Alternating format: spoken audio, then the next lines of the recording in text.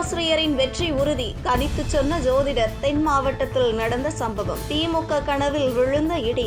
தமிழகத்தில் நடைபெற இருக்கும் சட்டமன்ற தேர்தலை முன்னிட்டு பிரபலமான ஜோதிடர்கள் அனைவரும் 2026 முதல்வர் வேட்பாளர் யார் என்பது குறித்து அவர்களின் ஜாதக ரீதியில் கணித்து வெளியிட்டு வருகின்றனர். அந்த வகையில் மதுரையில் போட்டியிடும் பேராசிரியர் ராம ஸ்ரீனிவாசன் அவர்களின் வெற்றி வாய்ப்பு எப்படி இருக்கக்கூடும் என ராம்கி முருகன் என்ற ஜோதிடன் பேராசிரியருக்கான வெற்றியை கணித்து கூறியுள்ளார். இந்த கணிப்பில் பிரதமர் மோடியுடன் ஒப்பிட்டு பேசியுள்ளது மக்களிடம் வரவேற்பை பெற்றுள்ளது.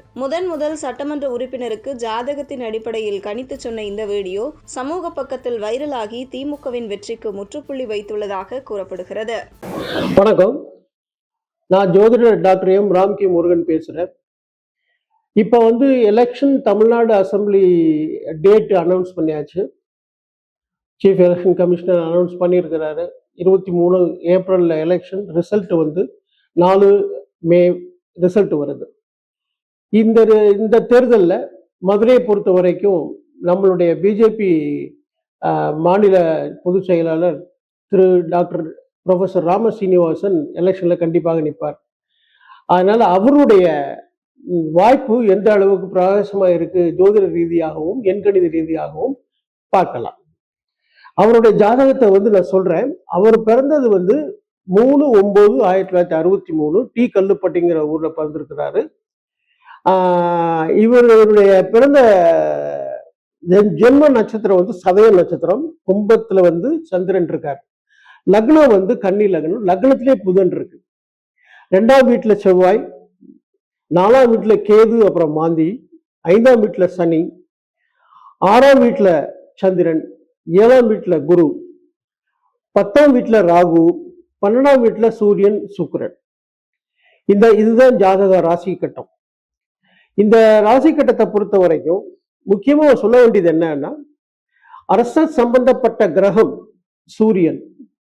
அதனால இவர் அரசு கண்டிப்பாக சம்பந்தம் எப்போதுமே இருந்து கொண்டு இருக்க வேண்டும். இந்த சூரியன் வர்க்கோத்தமாக இருக்கு. அதுவும் ஆட்சி வீட்டுல சிம்மத்திலேயே. அது ஒரு மிகப்பெரிய பிளஸ் பாயிண்ட். இந்த லக்னத்துல இப்போ பொதுவாக ஒருவர் விளையாட்டில் வெற்றி பெறுவாரா, ஒரு போட்டியில யார் ஜெயிப்பாங்க, இந்த எலெக்ஷன்ல ஒருவருடைய வெற்றி வாய்ப்பு எப்படி இருக்கு அப்படிலாம் பார்க்க போனா முக்கியமா பார்க்க வேண்டியது நடப்பு தசா என்னன்னு பார்க்கணும், நடப்பு புக்தி என்னன்னு பார்க்கணும், கோச்சார கிரகங்கள் எப்படி இருக்குன்னு பார்க்கணும். இதைத்தான் இப்ப நம்ம பார்க்க போறோம். இப்ப இவருக்கு நடக்கின்ற தசை புதன் தசை. அந்த புதன் எங்க யாரு எப்படி இருக்கிறான்?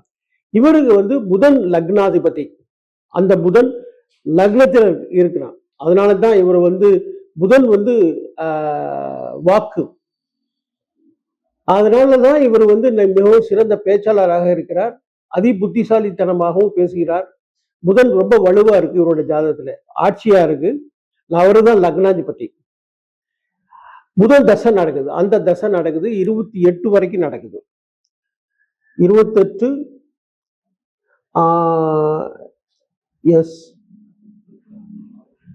33 வரைக்கும் நடக்குது. இன்னும் ஒரு 7 வருஷத்துக்கு கண்டிப்பாக மிக நல்ல தசை நடக்குது. இந்த புதன் தசையில புக்தி என்ன புக்தி நடக்குதுன்னு பார்க்கணும். புக்தி ராகு புக்தி நடக்குது. அந்த ராகு எங்க இருக்கிறார்?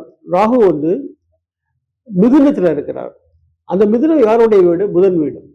எப்போதுமே ஜோதிடர்களுக்கு தெரியும், ராகுவோ கேதுவோ எந்த வீட்டுல இருக்காங்களோ அவங்கள் அந்த வீட்டினுடைய அதிபதி போல் செயல்படுவார்கள்.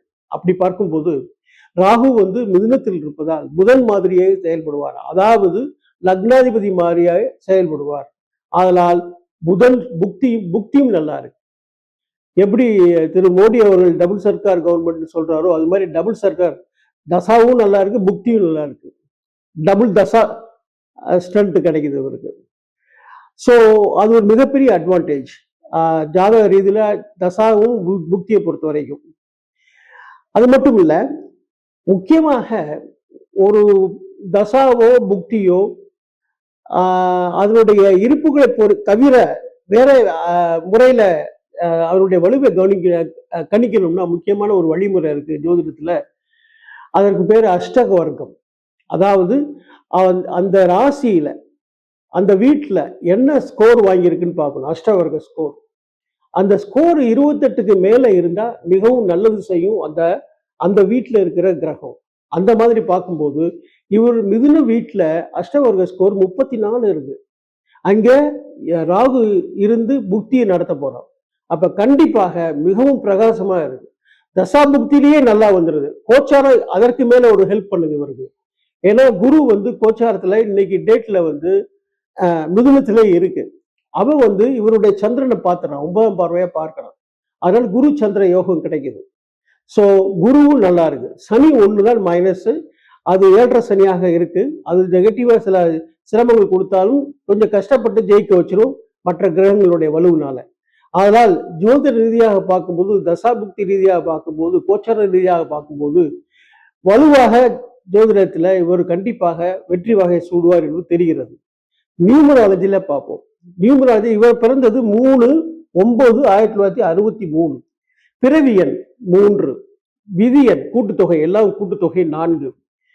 இந்த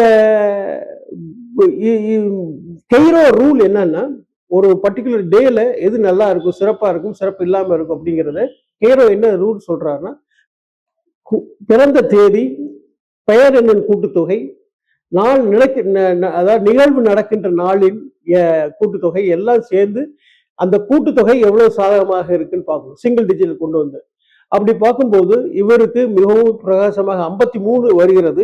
கூட்டுத்தொகை 8.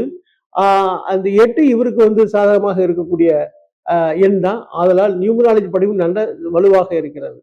ஸோ வருகின்ற சட்டசபை தேர்தலில் டாக்டர் ராமசீனிவாசன் கண்டிப்பாக வெற்றி வாகை சூடி எம்எல்ஏ ஆக ஆவார் என்று வாழ்த்துகிறேன். நன்றி.